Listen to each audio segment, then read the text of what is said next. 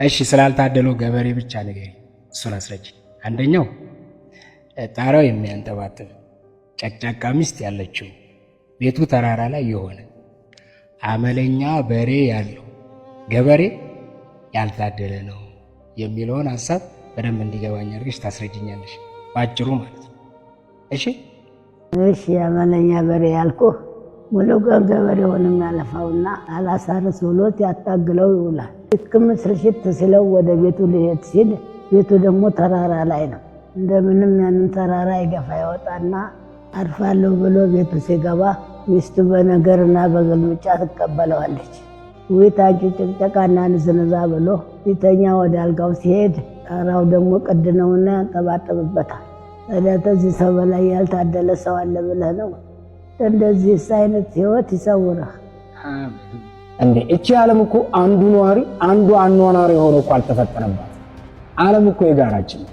ይኸውልህ እኔ ልጅ በዚች ዓለም ላይ ሳይሰሩ ለመብላት፣ ሳይዘሩ ለማጨድ፣ ሳይወዱ ለመወደድ፣ ሳይሰጡ ለመቀበል፣ ሳያከብሩ ለመከበር የሚፈልጉ ሰዎች አሉ።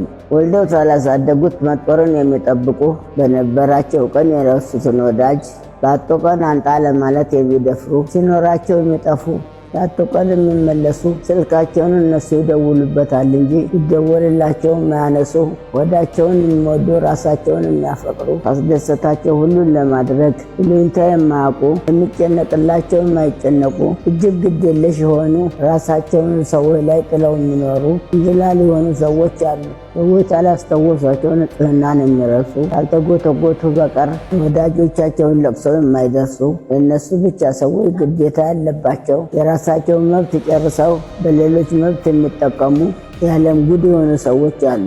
አንተ ግን የኔ ልጅ ሆይ ሳይቆጡ ራስህን የተቆጣህ ሳይቀየሙ ይቅርታን እየጠየቅህ አምነህ በተናገርከው አስተያየት እያሳሰበህ መኖር አቁም። ምክንያቱም ሰዎች እንጂ ዓለም ፍትሃዊ ነች። እዚህ ዓለም ላይ አንዱ ነዋሪ ሌላው አኗኗሪ አይደለም። ዓለም የሁላችንም የጋራ ነች። ሁላችሁንም ወዳችኋለሁ። አገሬ ልጆች ተባረኩልኝ።